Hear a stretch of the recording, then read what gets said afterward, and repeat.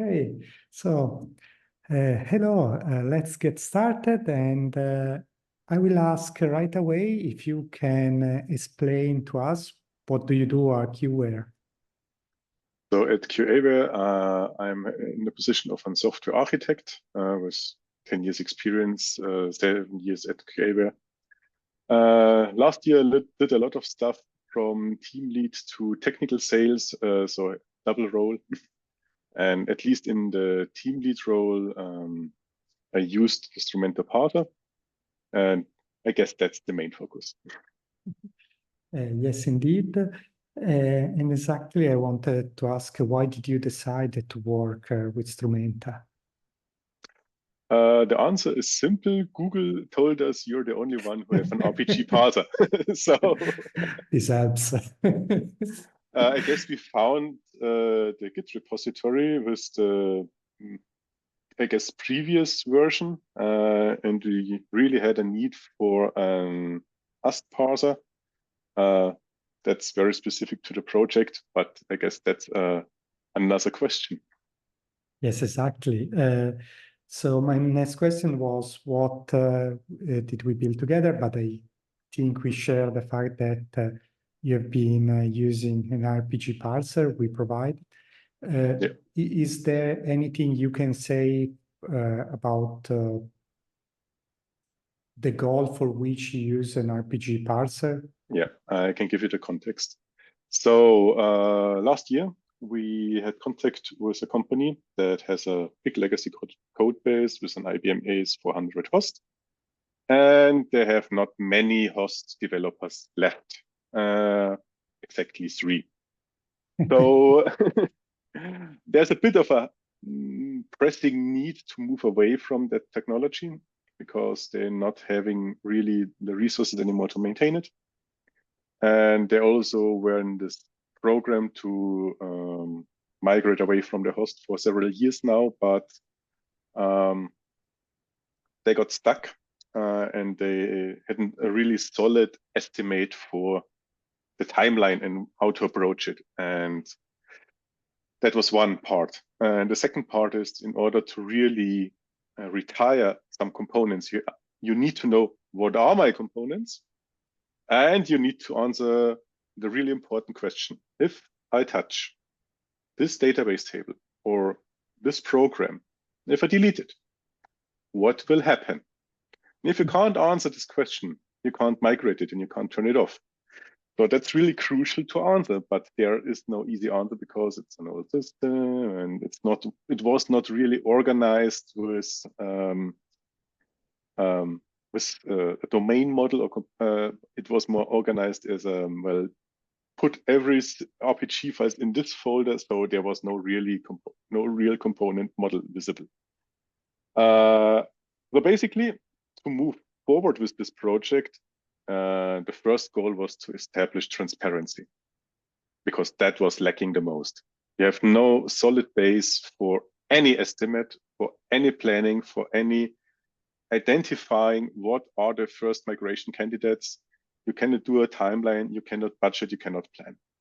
So that is what we refer to as, you need to get transparency in the migration project. That is really important. And we do that with an approach we call establishing a single source of truth, which basically means you take the thing you want to migrate, so the source code, because that's the only reliable documentation, but you need to compress it. You need to extract the important parts, because not every code line is important in this stage of the project. But what's important is the connection between programs, is the read-write relations to databases, scheduling components, external calls, stuff like that. So you need to extract these information and compress it down to, well, be able to work with sums. And we put that in a graph database. So how we get to this information? Well, code is the only truth. So yeah, there is metadata on AS400 machines you can use and use that as well. So the single source of truth incorporates a lot of information sources. But the most important one is the source code, because that's the only real truth there is. Documentation is lying to you. So we need something to parse RPG files because it's mainly an RPG code base, but there's also a lot of CL script. And as always, there's not that much budget. So if 3 of us guys are working for several months developing a parser, that's not going to work out. So basically, we were searching for a parser that is readily available and good enough. For CL script, we had to write it our own. And we also parsed out embedded stuff and feed it between the parsers. And for the RPG stuff, we used your parser. So basically, that's it. It's a part of a single source of truth pipeline that will scrape RS400 machines for source code and feed it into the single source of truth. So it's updatable, it's queryable, and it can show information in the level that is currently needed to plan a migration project, and is shared across the team. So it's not something only we use. We share that with our customer as well. We run it on customer hardware, and we publish it on an endpoint that everyone can access the database and run queries against it to, well, find out what parts he has to be migrating and has to do and has to plan and how it's working and reverse engineer the whole system. Seems a very interesting project, building this big model representing all the information present in the code and considering also different languages like CL and RPG. So yeah. Nice project. Okay, and can I ask you if you are satisfied with the results that you got?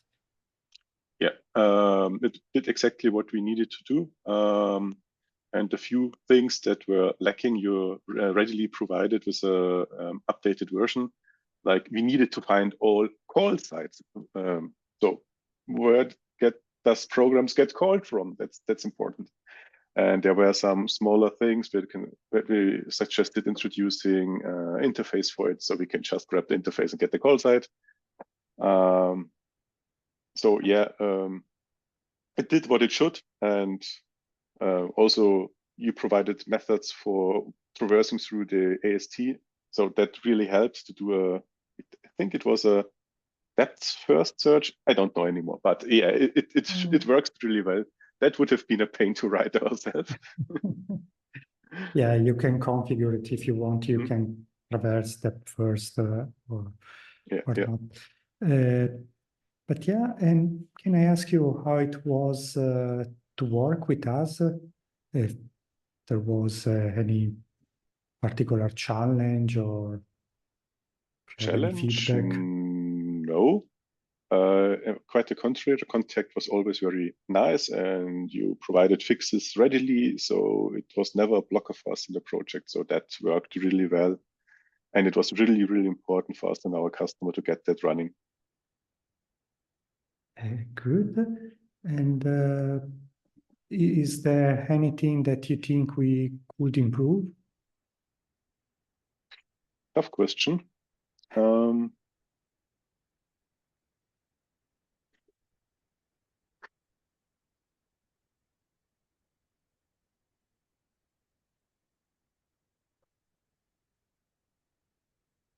Maybe think about the licensing model for the transpiler.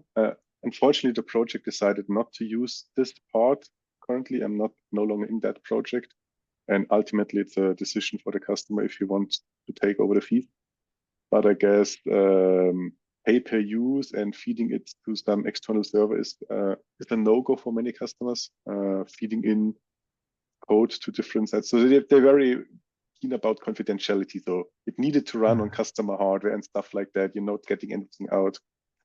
As a side note, at first we tried to feed RPG code into ChatGPT or any other large language model to make sense of the stuff. But that didn't work out because it's so ancient and they don't have really much about it to. That's not entirely true. It knows it, it gets results, but it has too many failures in it. And unless you're an expert, you will not notice it. But if you're an expert, you don't have any advantages from ChatGPT. So, but we are diverging from the topic. So the transpiler would be really interesting. However, project does not use it. And if we use it, we need to use it as a library. We thought about integrating it into an IDE plugin. So, hey, give me this snippet and translate it to something I can understand, because maybe I'm a Java developer and a .NET developer. I can't read RPG. I don't want to read RPG. My task is to migrate away from it. So I only needed to understand to a certain level.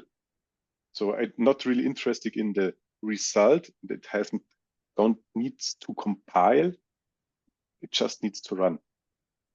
But there's also the issue with the usefulness of such results. I need to understand the inner workings of an AS400 and RPG quite some bit to make sense of the code. Or else you will not figure out how this thing works. So that's the blocker, and that's ultimately why the team decided, okay, no, that makes no sense just translating it. You still need to know how this context stuff works, how all this overwriting variables and piping it in and out works. And there's no real Java construct for that. Yeah, it's interesting that the main challenge is about finding the right licensing model more than the technical challenges. Maybe that means that with the technical ones, we found a solution for, but when lawyers get involved, things get difficult. Okay, and now we go with easier questions. So I wanted to ask, how did you find out about Strumenta? As I've said in introduction, basically we did go the route of ChatGPT and so on, and then we decided, okay, no, we want to do it. We need to achieve some degree of perfection in parsing, because if I'm now diverging from the question again, but it's important. For our approach to work, we need to get as much information as possible, because in such a project, there are a lot of unknown unknowns. So at least fix the known unknowns, which is the code stuff, get that to a high enough degree. So you really need to parse that. And so we decided we need a good AST parser that does not miss anything, all the special cases that are in RPG.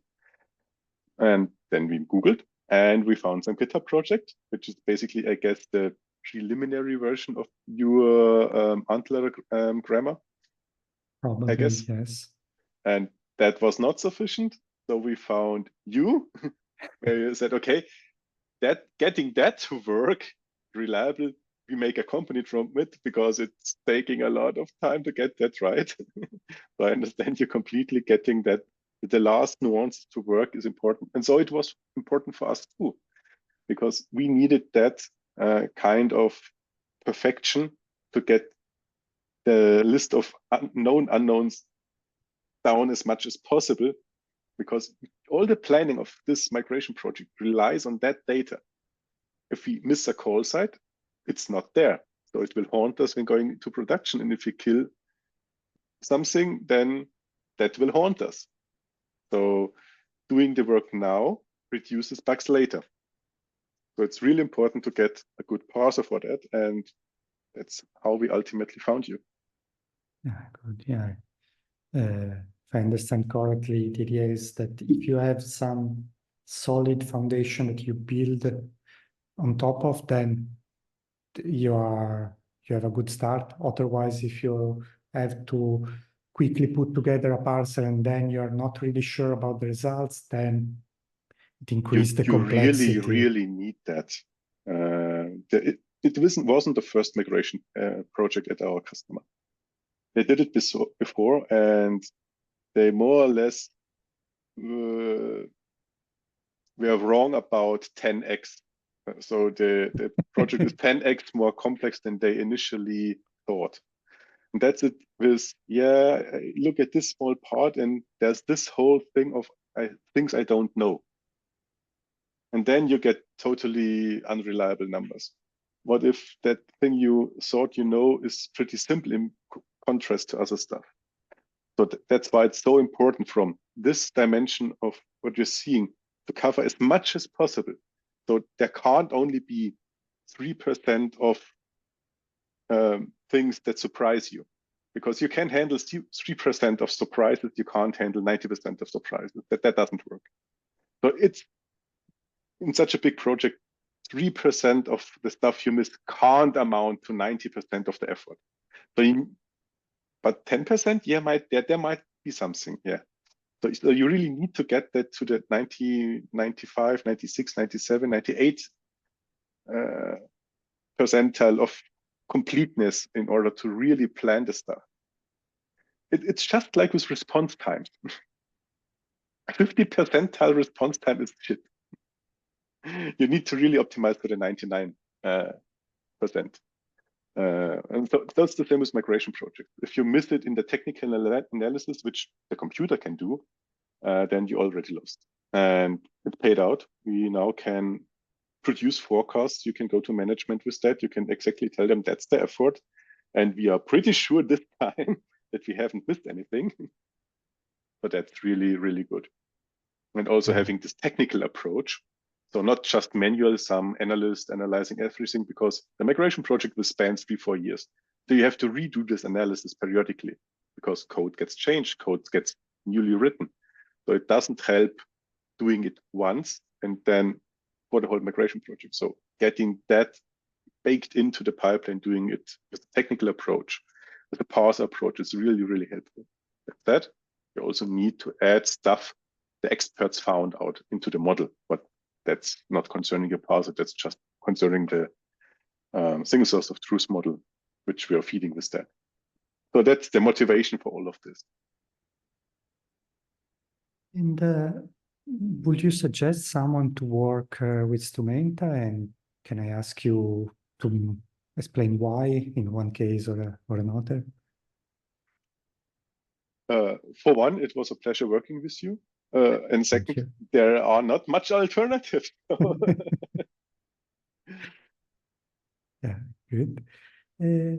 So thank you. I would like to ask you if you can share any resource or any way to find out more about what QAware is doing, what services are providing. Mm-hmm. You can always look onto our website, and I also could share some marketing material proactively, like about the single source of truth. Unfortunately, our customer didn't have time yet to write any article about the project. So we're depending on him on that. But yeah, they have more pressing charges like a dying hospital. Yeah, it seems urgent. Yeah. And, yeah. But I can share with you, it's a big logistics company. And if there's something missing in the migration, they really, really, really get slapped on the wrist. No, not really slapped on the wrist. They are done in the market if they make an error in the migration. Because if you, for example, there's a anti-terror list. And if you do business with one from this list, your company is done. No one is allowed to make trades with you. So if you would mess up that part in the migration, it's really bad for you. So it has some potential for ending the company. Yeah. So yeah, they have currently some pressing matters on their hand. Nice example. So why is important to get the migration exactly right? Yeah, that's really the main thing they're worried about, and they are right about it. The core logistics system is written in this AS400 machine. If you want to migrate that, you have to rip out the core, and if you fuck that up, you have a problem. You don't have a company anymore. You don't have a company anymore. You can't recover from that. You're on the no trade list of the US and international community. No one will trade with you, which is maybe the death for a trading company. So yeah, so that's pretty interesting. And this is time for my last question. I wanted just to ask you if there is anything that you want to add, maybe anything that I forgot to ask you. Not in particular, I guess. Good. Maybe turn around the question, how was it for you working with us? Is it a common use case, or what use cases you generally have what the other customers using the parser for. That would be something that I'm interested in. Yeah, I would say that there are people licensing the parsers for different reasons. Some people want to build their own transpiler. Nowadays, we offer our transpilation services, but as you said, we do not give access to the transpiler, and there are companies maybe working in financial services or other fields where they really are afraid that their algorithm leave the company. So they maybe license the parser and then build a transpiler on their own. Some authors do some sort of analysis on RPG code for all sorts of purposes. This is a little more broad, varies from case to case, and unfortunately, they do not always share with us the details of what kind of analysis they're doing on the code. So maybe we just hear about, possible issues that they find in the parser, but that is the end.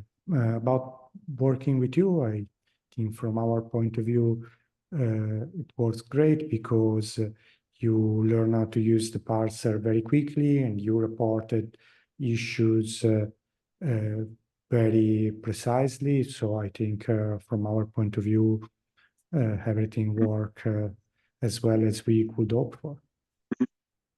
Yeah, that's my strong suit, reverse engineering libraries. Like with hosts. That's the main job description. Good. So I think that was the last question. So thank you very much.